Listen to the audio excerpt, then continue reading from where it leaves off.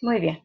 Entonces ahora vamos a desarrollar el laboratorio 2 de tejidos, que es en relación a tejido conectivo. ¿Cuáles son los objetivos que esperamos lograr con este laboratorio? ¿Verdad? Acuérdense que siempre en los laboratorios de tejidos el objetivo es que identifiquemos los componentes, que los identifiquemos visualmente, que los conozcamos por nombre y conozcamos sus estructuras, ¿verdad? Entonces también debemos poder clasificar los tipos de tejido conectivo, saber cuáles son todos los tipos de tejido conectivo, diferenciar la morfología de las distintas células del tejido conectivo. O sea, de acuerdo a su forma, ¿verdad? Cuáles son las células del tejido conectivo y cómo hay diferentes células para cada tejido. E identificar las principales características del cartílago, el hueso y la sangre. Acordémonos que esos son tipos de tejido conectivo especializados, ¿verdad? Muy bien. Entonces, como ustedes recuerdan, el tejido conectivo nos da la idea, ese nombre, de que es un continuo con el tejido epitelial, el músculo y el tejido nervioso. O sea que está entre los tres tejidos, ¿verdad? Ayuda a unir a esos otros tejidos, ¿verdad? Y también es un continuo con otros componentes de tejidos conjuntivos para conservar un cuerpo funcionalmente integrado, ¿verdad? Muy bien. Recordemos que casi todos los tejidos conectivos se originan del mesodermo, ¿verdad? Esa capa embrionaria. Ahora ustedes pueden ver en la imagen cuáles son los componentes del tejido conectivo, ¿verdad? Ustedes saben que el tejido conectivo consta de dos partes principales. Uno, que es la matriz extracelular, que sería como esa rosadita, ¿verdad? Que la matriz extracelular está conformada por dos componentes, ¿verdad? La sustancia fundamental, que es la que he señalado, y las fibras, ¿verdad? Que vemos aquí que hay dos tipos de fibras, ¿verdad? Entonces, esas son parte de la matriz extracelular. En esta matriz están distribuidas las células del tejido conectivo, ¿verdad? Entonces, y hay distintos tipos de células dentro de los tejidos conectivos. Hay leucocitos, como vemos acá, hay dos tipos de leucocitos, las más abundantes que son los fibroblastos. Luego tenemos los adipocitos, este es otro leucocito, es un basófilo, y los macrófagos, ¿verdad? Entonces esas son algunas de las células, ¿verdad? Entonces, este tejido rellena los espacios entre los órganos, por ejemplo, entre la piel y los músculos. También rodea los vasos sanguíneos, rodea los nervios. Y como vimos ayer, también forma el estroma o la estructura. El martes lo vimos, perdón. Forma la estructura de los órganos como el riñón, el hígado y las glándulas, ¿verdad? Muy bien. Entonces, dentro de los distintos tipos de tejido hay variedad en relación al tipo de fibras que poseen, ¿verdad? Y las células que se encuentran, ¿verdad? Entonces, recuerden que el tejido conectivo está formado por células y matriz extracelular. Y la matriz extracelular está compuesta de sustancia fundamental y fibras, ¿verdad? Y vemos las células.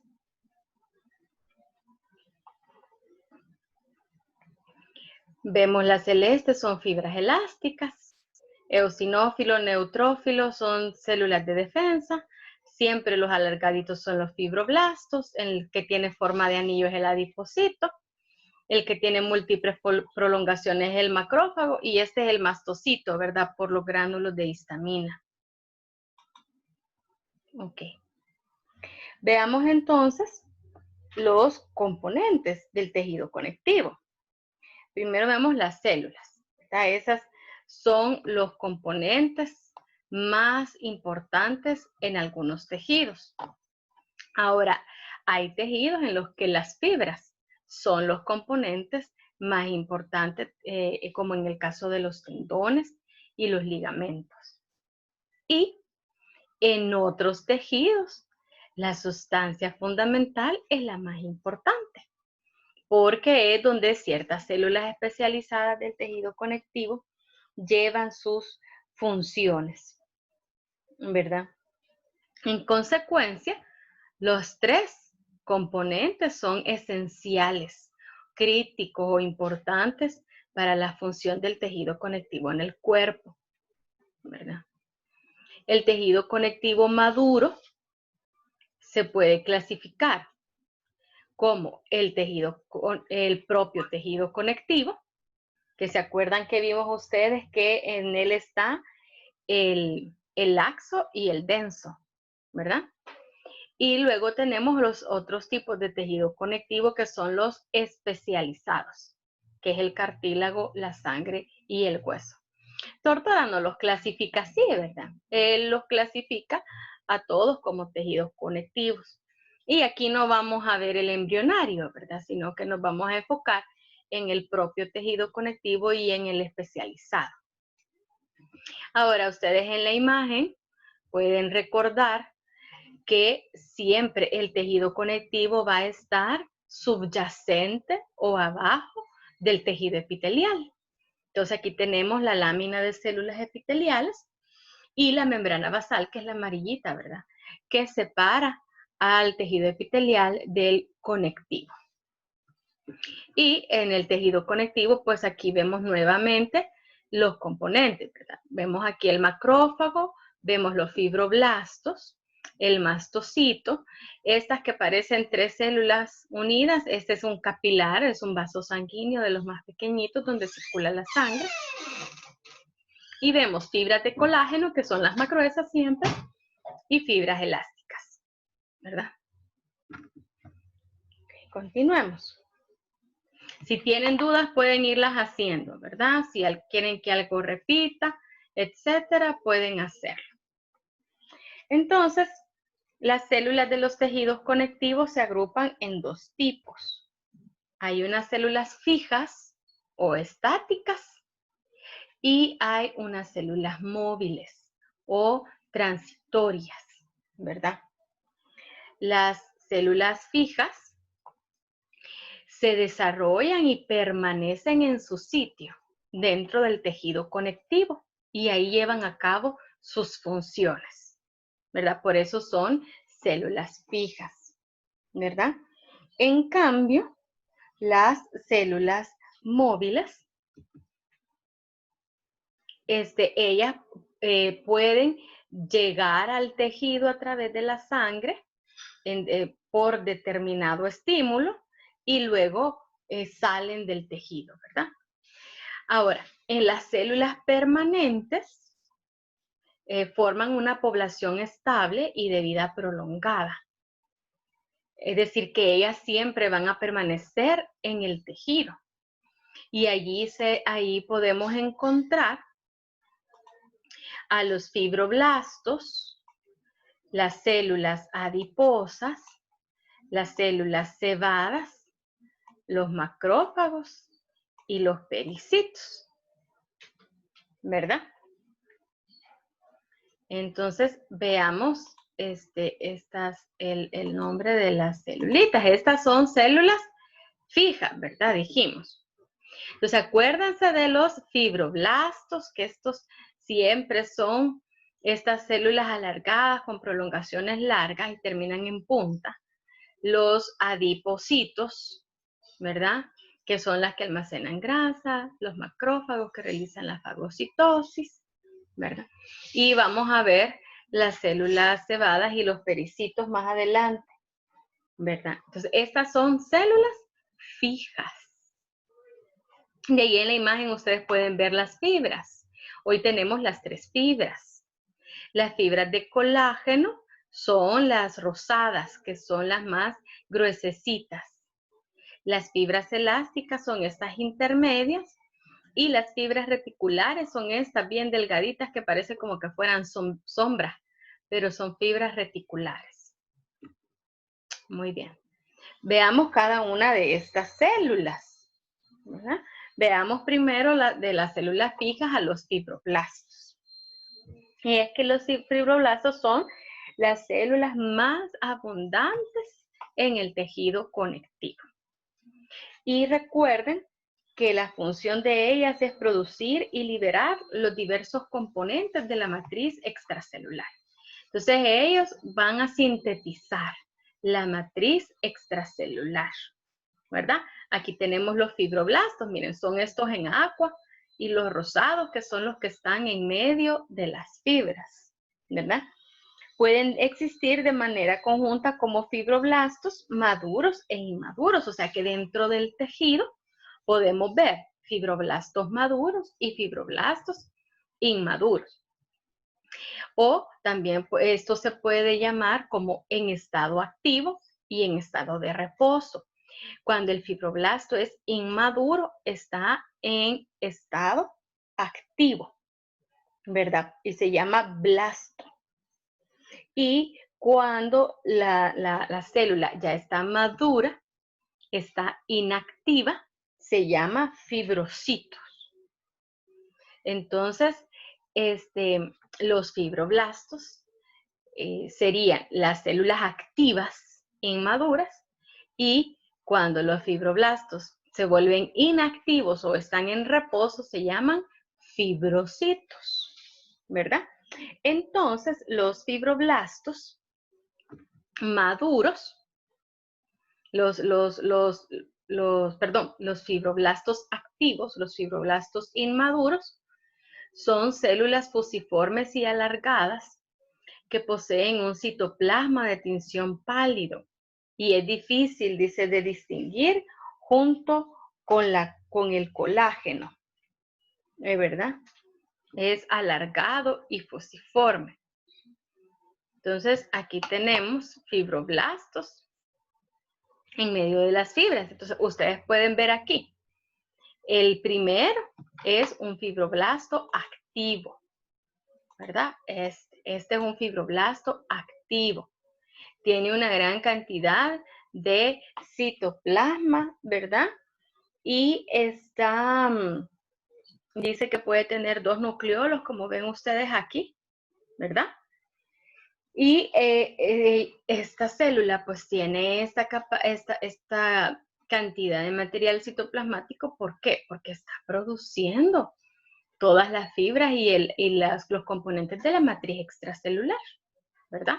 Entonces, por eso es que esta célula, cuando está activa, tiene 2 nucleolos. Acuérdense que el nucleolo participa en la síntesis de los ribosomas. ¿Qué hacen los ribosomas? Sintetizar proteínas. Entonces, debe de haber una gran cantidad de ribosomas en esta célula para sintetizar todas las fibras de colágeno y todos los componentes de la matriz extracelular. Ahora, ustedes ven la diferencia con un fibrocito, que ya serían células inactivas o en reposo. Tienen una menor cantidad de citoplasma, ¿verdad? Porque ya no están produciendo la matriz extracelular, ¿verdad? Muy bien. Entonces, podemos distinguir de los fibroblastos una fase activa y una fase inactiva. Y hay anatomistas que distinguen a esa fase inactiva como fibrocito o célula madura, por así decirlo, ¿verdad? Muy bien. Pasemos ahora con los fibroblastos, que lo que más se distingue de los fibroblastos es la porción donde tenemos al núcleo, ¿verdad? La porción más obvia es el núcleo ovoide del fibroblasto. Es granuloso y grande y posee un aparato de Golgi prominente y un retículo endoplásmico rugoso abundante, en especial cuando la célula elabora activamente la matriz. Entonces, eso era lo que estábamos viendo, ¿verdad? Que esta célula está muy activa, produciendo todos los componentes de la matriz extracelular. Entonces, por eso es que tiene un aparato de Golgi y un retículo endoplásmico rugoso, prominente y abundante. Ven, aparato de Golgi está en azulito, entonces la flechita azul nos indica cuál es el aparato de Golgi. Acuérdense que son estas cisternas, ¿verdad? Y el retículo endoplásmico rugoso que está señalado por la flechita en morado, ¿verdad? Que se ve los puntitos verdecitos en la cisterna porque son los ribosomas, ¿verdad? Entonces, los fibroblastos inactivos son más pequeños y ovoides. Su núcleo es más pequeño, alargado y su tinción es más oscura. Entonces pueden ver ustedes aquí la diferencia. Los primeros, los más gorditos, por su gran actividad metabólica, son los fibroblastos. Y ya cuando son de fibrocitos, mire, el núcleo se hace ovoide y su citoplasma es menos prominente y se tiñe más oscuro, ¿verdad? Muy bien. Los fibroblastos rara vez sufren división celular, ¿verdad? Pero sí se dividen cuando se lleva a cabo la cicatrización de las heridas, ¿verdad? Para producir una mayor cantidad de tejido nuevamente en reposición del que se ha perdido, ¿verdad? Ahora aquí podemos ver fibroblastos, ¿verdad? Que es una microscopía electrónica, ¿verdad? Y aquí lo que podemos ver es que los fibroblastos se unen en sus proyecciones y forman redes. Ven que las proyecciones de los fibroblastos llegan como a unirse unos con otros, ¿verdad? Entonces, aunque están separados por las fibras, aquí no se ven las fibras, ¿verdad? Pero si ustedes ven, los fibroblastos llegan a tener conexiones unos en otros. Muy bien. Ahora pasemos a las otras células fijas, que ustedes al nomás verlas ya saben cuáles son, ¿verdad? Son las células adiposas, porque tienen esa forma de anillo, ya que todos sus organelas están en la periferia y en el centro tienen un glóbulo lipídico. Estas son células plenamente diferenciadas y no se dividen. Su función, acordémonos, es sintetizar y almacenar los triglicéridos, ¿verdad? Almacenan las grasas, ¿verdad? Hay dos tipos de células adiposas y constituyen dos clases de tejido adiposo. ¿Verdad? El tejido adiposo blanco, ¿verdad? Es porque tiene adipocitos que son células de grasa uniloculares. ¿Eso qué quiere decir? Que la grasa las almacenan en una sola gota. Uniloculares. Una sola gota de grasa, ¿verdad? Por eso tienen un gran glóbulo de grasa y todas sus organelas van hacia la periferia, ¿verdad? Pero en el caso del tejido adiposo pardo, las células son células de grasa multiloculares, es decir, que almacenan los lípidos en pequeñas gotitas. Ustedes ven que aquí las gotitas de lípido en estas zonas donde las células son más rosadas es porque, miren, el lípido se almacena en gotas más pequeñas. Entonces, esas son células de grasa multiloculares, ¿verdad? Y forman el tejido adiposo pardo. Se recuerdan que este tejido adiposo provee de mayor calor al cuerpo y está más que todo en los bebés, ¿verdad? Sí, la presentación es la misma que lo que tienen ustedes en su material de laboratorio de tejidos. sí está relacionado con la guía que vemos de tórtora, ¿verdad? Pero pueden haber ciertos detalles que se van agregando en este laboratorio.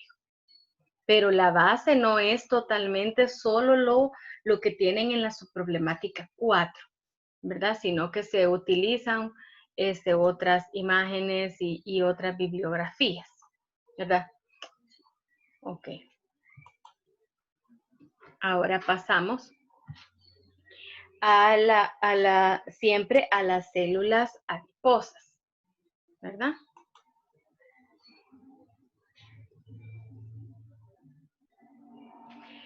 Sí, de hecho, cuando ustedes les ponen una imagen y les dicen que escriban el tejido, ustedes tienen que poder diferenciar cuál es un tejido adiposo blanco y un tejido adiposo pardo. Ahora, tienen que leer bien la pregunta primero, porque de la imagen les pueden preguntar el nombre de tejido, la célula que lo conforma y cualquier otra información que se presente aquí en el laboratorio, ¿verdad? Ahora, las células adiposas, ¿verdad? Siguiendo con las células adiposas, recordarles que la grasa blanca es más abundante que la grasa parda, ¿verdad? En un adulto. Los adipocitos de grasa blanca son células esféricas, grandes, y son poliédricas, es decir, que pueden tornar diferentes formas, no son, digamos, como solo círculos, porque como están muy juntas unas de otras, entonces por eso pueden tomar diferentes formas. Entonces, el tejido adiposo blanco o unilocular está formada por grasa blanca, ¿verdad? Y está presente en todos los mamíferos y es el tejido que predomina, este que nosotros vemos aquí.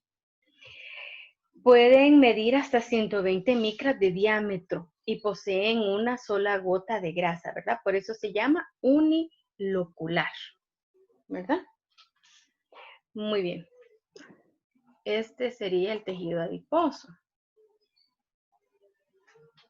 La grasa almacenada crece tanto que desplaza el citoplasma y el núcleo hacia la periferia contra la membrana plasmática. Entonces ustedes pueden ver que lo que abunda en esta célula, esta gran gota, es de lípido, es de grasa. Y se ve usualmente así, de un color amarillento, porque es el color que toman los triglicéridos, ¿verdad? Que toma la grasa, ¿verdad? En su estado fresco. La grasa en su estado fresco toma ese color amarillento, ¿verdad? Entonces, aquí pueden ver esto, ¿verdad? Que todos los organelos de la célula se van a la periferia, porque la célula lo que más tiene es grasa. Y ahí le señala el núcleo de cada celulita, ¿verdad? Que sería como lo más prominente que se puede notar. Y lo que pues rodea a la gota de grasa es el citoplasma. Ahora, este es el tejido adiposo o las células adiposas pardas, ¿verdad? De las células grasa parda o multiloculares.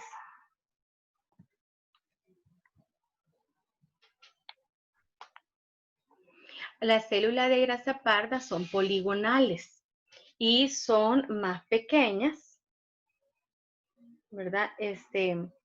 Son, dice, más pequeñas que las de la grasa blanca. El núcleo es periférico y no se comprime contra la membrana plasmática y contiene muchas más mitocondrias, ¿verdad? Que los adipocitos del tejido blanco. Por eso es que dan una mayor cantidad de energía. Entonces ustedes pueden ver las células de grasa parda están entre células de grasa blanca, ¿verdad? Aquí ven ustedes las celulitas. Estas son células de grasa parda. Aquí se las han diagramado, ¿verdad? O delimitado. Este es el grupo de células de grasa parda. Y ustedes pueden ver los núcleos, ¿verdad? Que ahí permanecen en el interior de la célula, no se va a la periferia. Poligonal es eso que tienen diferentes lados, ¿verdad? Que tienen múltiples formas, pero no tienen una forma definida, ¿verdad? Porque en las secciones en donde el tejido está unido ampliamente uno con otro, entonces, donde las células, perdón, están bien uniditas unas entre otras, entonces tienen diferentes formas. Entonces no podemos decir que son todas redondas o son cilíndricas, ¿verdad? Eso sería poligonal, ¿verdad? Entonces acuérdense que debido a que tiene una mayor cantidad de mitocondrias, entonces por eso este tejido, ¿verdad? Tiene una mayor capacidad de producir calor, ¿verdad? Porque realiza una mayor cantidad de actividades, ¿verdad?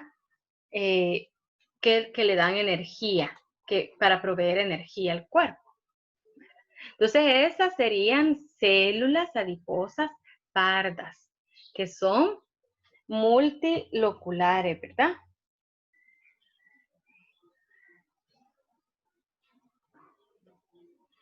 Muy bien. Sigamos entonces con la otra diapositiva. Ahí está, ahí están los núcleos, señala las células. Y obviamente, como ya les había dicho, ¿verdad? Las células de grasa aparte están en medio de adipocitos blancos o células del tejido adiposo blanco. Ahora pasemos a las otras células. Acuérdense que siempre estamos en las células fijas, ¿verdad? Entonces, una de las más grandes de las células fijas del tejido conectivo son las células cebadas o los mastocitos, ¿verdad? Células cebadas o mastocitos son ovoides, poseen un núcleo esférico en la parte central, ¿verdad? Ustedes pueden ver ahí esta célula cebada, ¿verdad? Su gran tamaño, y la podemos comparar con otras que están a la par, que son más pequeñas. Entonces, estas células son células grandes, ¿verdad? Y ahí está comparando con otras células que son más pequeñas, ¿verdad? Entonces, las células cebadas son las más grandes. Estas células son células de la médula ósea roja, ¿verdad? Que unas andan en la sangre y otras migran a los tejidos y son parte, pues, del sistema inmunológico. Las características de identificación de estas células es la presencia de múltiples gránulos en el citoplasma con diferencias de tamaño y forma. Tantos son los gránulos que tiene que muchas veces el núcleo no se puede diferenciar. Y en todos los esquemas que nosotros hemos visto, vemos que siempre tiene estos gránulos prominentes, ¿verdad? Entonces eso es lo característico. Las células cebadas están en la totalidad del cuerpo en el tejido conectivo y se concentran a lo largo de los vasos sanguíneos pequeños. Aquí tenemos siempre las células cebadas, que son los mastocitos, que acordémonos que estas células son parte del sistema inmunológico, o sea que son parte del sistema de defensa. Y habíamos dicho que inducen la reacción inflamatoria. Producen la inflamación. La respuesta, la reacción inflamatoria es parte de la respuesta inmunológica. Y ellas generan esta respuesta liberando lo que tienen en sus vesículas, que es la histamina, ¿verdad? Entonces, esta histamina produce esa reacción inflamatoria. Y es una hipersensibilidad inmediata, ¿verdad? Si en dado caso, ya dijimos que estas células están en todo el cuerpo, entonces si hay algo que produce que todas las células del cuerpo liberen histamina, entonces se produce una reacción anafiláctica, porque produce una respuesta inflamatoria en todo el cuerpo, ¿verdad? Entonces eso hace, ¿verdad?, que puede causar la muerte. Hay personas que por comer maní, una picada de abeja y que son altamente sensibles porque son alérgicos. Entonces, el comer esta sustancia hace que las células cebadas de todo el cuerpo liberen su histamina, ¿verdad? Y produce una reacción inflamatoria en todo el cuerpo, ¿verdad?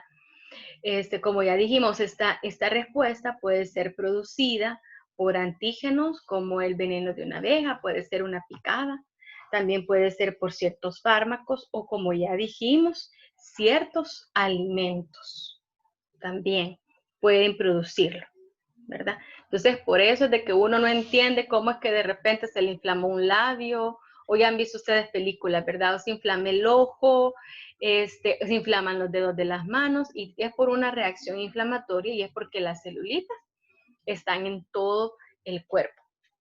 Aquí ven ustedes el antígeno, es esta molécula verdecita, y ven ustedes que esta es una célula cebada y tiene anticuerpos que se van a unir con ese antígeno, y cuando se unen, entonces producen la reacción inflamatoria. Muy bien.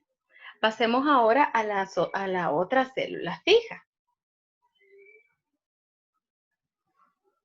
que son los macrófagos.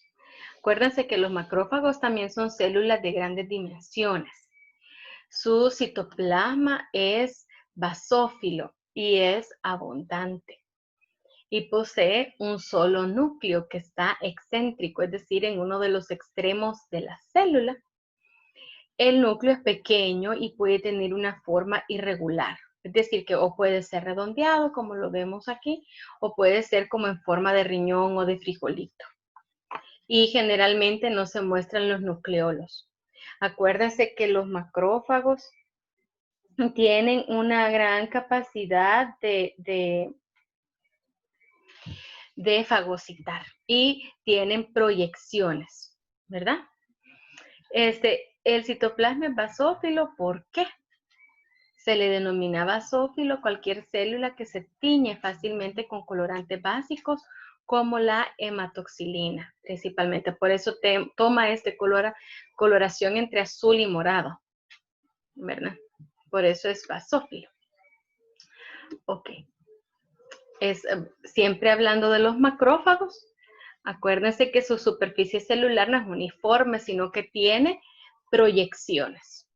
Las proyecciones pueden ser cortas y romas, es decir, que sus puntas son redondeadas, o pueden ser proyecciones digitiformes, es decir, proyecciones alargadas, ¿verdad? Aquí vemos a macrófagos que están fagocitando microorganismos, ¿verdad? Y ven ustedes en esta imagen, los microorganismos son los verdecitos y ahí está el macrófago tratando de ingerirlos a todos. Aquí está el otro, que estos son bacterias, ¿verdad? Estas que son un poquito más alargaditas, van de 2 en 2 y ahí está el macrófago digiriéndolas. Y aquí ven ustedes, el macrófago tiene estas bacterias que son redonditas, ¿verdad? Entonces también va a digerirlas. Aquí tenemos otro macrófago con microorganismos que están sobre él, ¿verdad? Entonces recuerden que los macrófagos son los capaces de realizar la fagocitosis. Proyecciones romas son proyecciones redondeadas que terminan, su punta es redonda, ¿verdad? Y hay proyecciones que terminan como en fino, en más fino la proyección. O terminan en punta, ¿verdad? Entonces, aquí vemos los macrófagos, perdón, que están fagocitando las bacterias.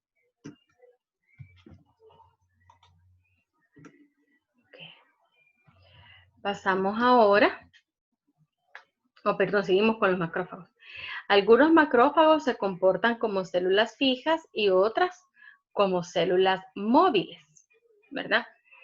Dijimos de que algunos macrófagos, los macrófagos cuando andan en sangre se llaman monocitos. La característica, aunque los macrófagos tienen diferentes formas, pero lo que les va a permitir identificar al macrófago es que es una célula grande con múltiples proyecciones, ¿verdad?